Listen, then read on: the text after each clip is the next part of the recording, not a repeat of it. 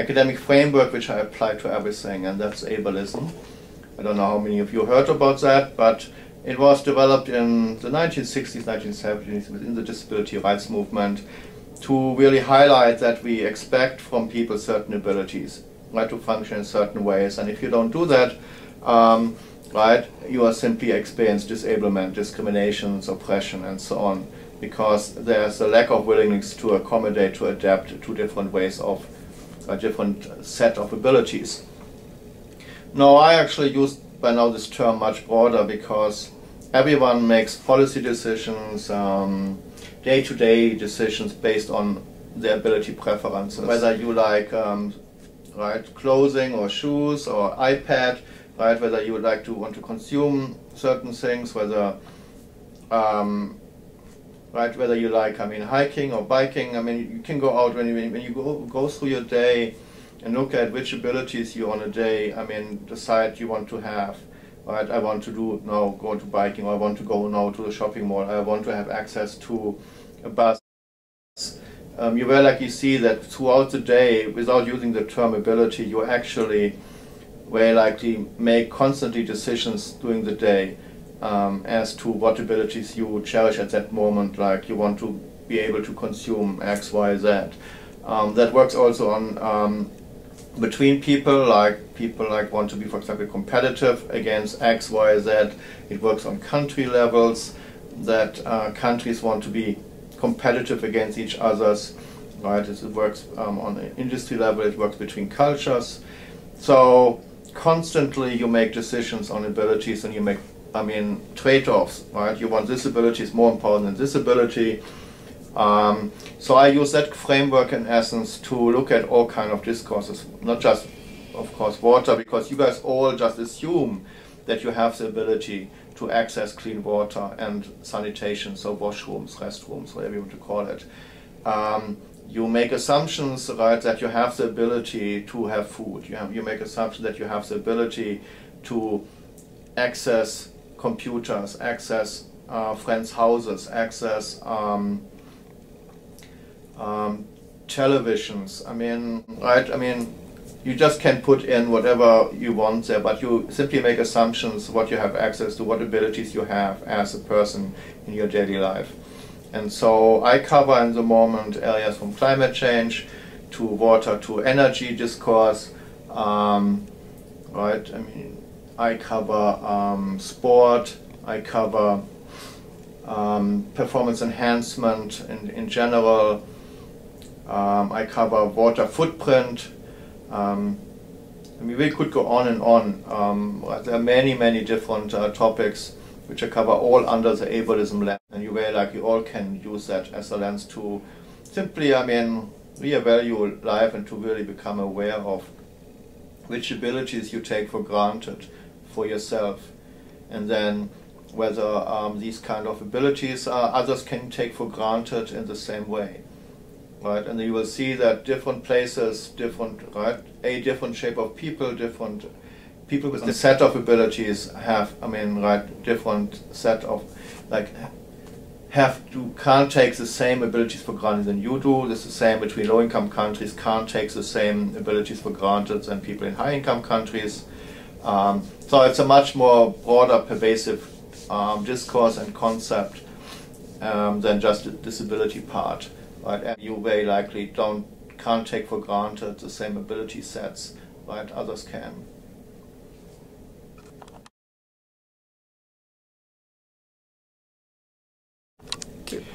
Well, the hit-home message I'm supposed to give you in one or two sentences. Well, it's really that I want you to really look at yourself and the life around you, and what is ability preferences you see.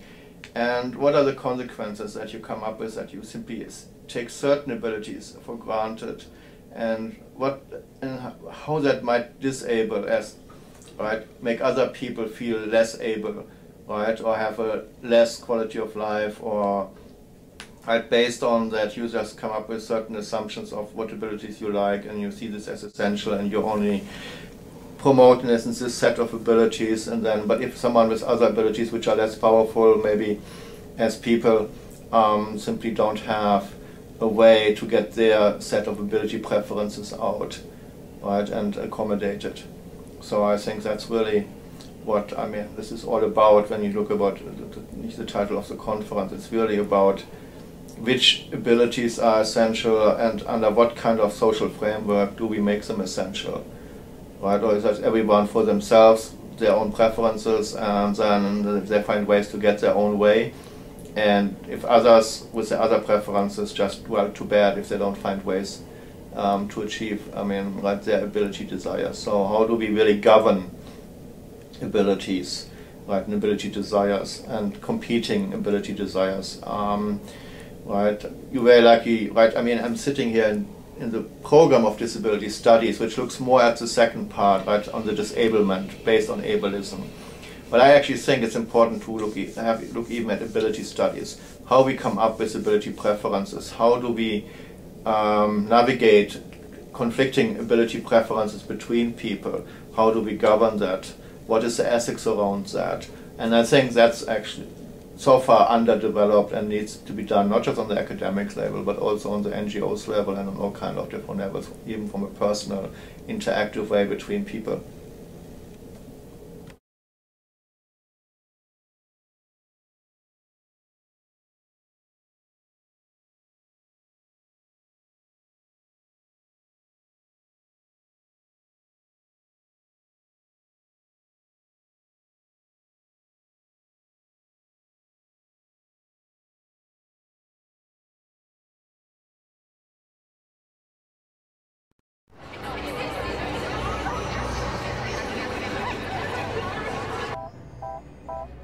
Bonjour, je voudrais ouvrir un compte.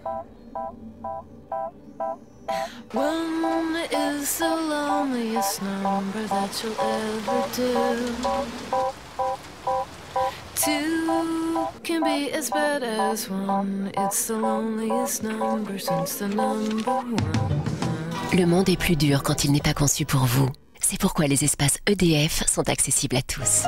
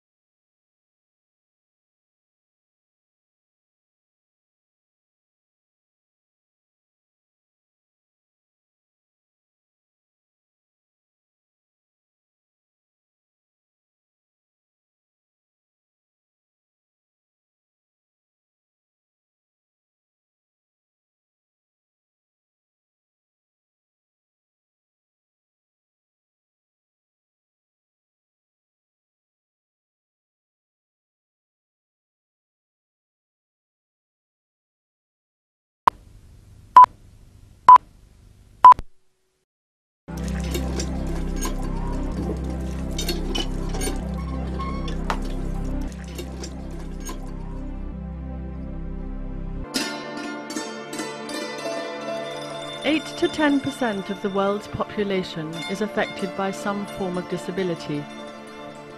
Based on this estimate, there are at least 10 million people in Bangladesh who have some kind of physical, intellectual or mental disability.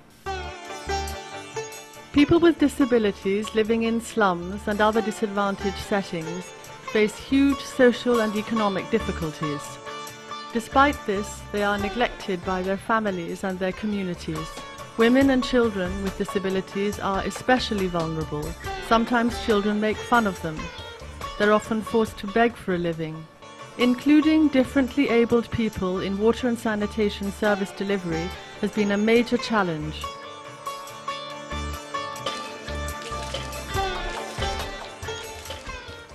প্রতিবন্ধী ব্যক্তিদের নানা ধরনের চাহিদা রয়েছে। জীবনমান উন্নয়নের জন্য আমরা এক এক ধরনের প্রতিবন্ধী মানুষ, যারা দৃষ্টি প্রতিবন্ধী, বাক বা শ্রবণ প্রতিবন্ধী, বুদ্ধি প্রতিবন্ধী এবং বিশেষ করে শারীরিক প্রতিবন্ধী, তাদের দৈনন্দিন জীবনের চাহিদা ভিন্ন মাপের।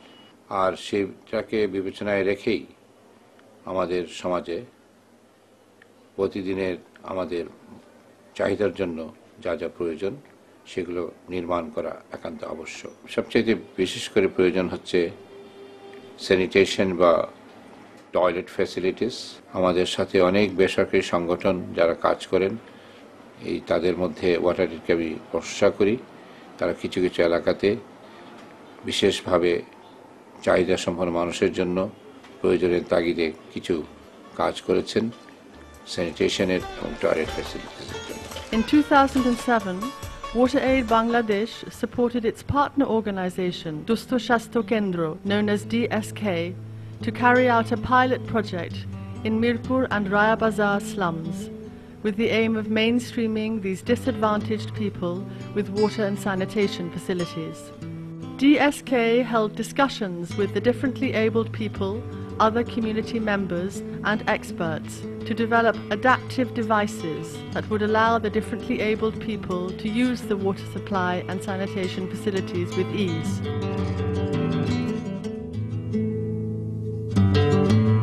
Subsequently, DSK installed 5 cluster latrines and 1 water point with disabled-friendly devices in the 2 slums.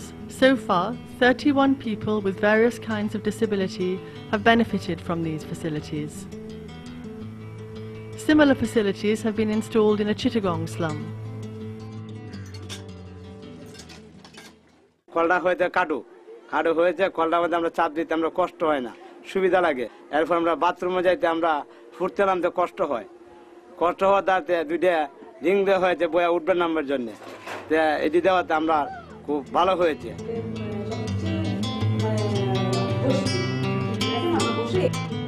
DSK also took steps to educate the differently abled people about safe water and sanitation use, personal hygiene, and maintenance of the facilities. Access to the new facilities has improved the situation of the differently abled people, but this initiative is not enough to mainstream them into society. We must continue the flow with new technologies and services to make them feel able and a part of society.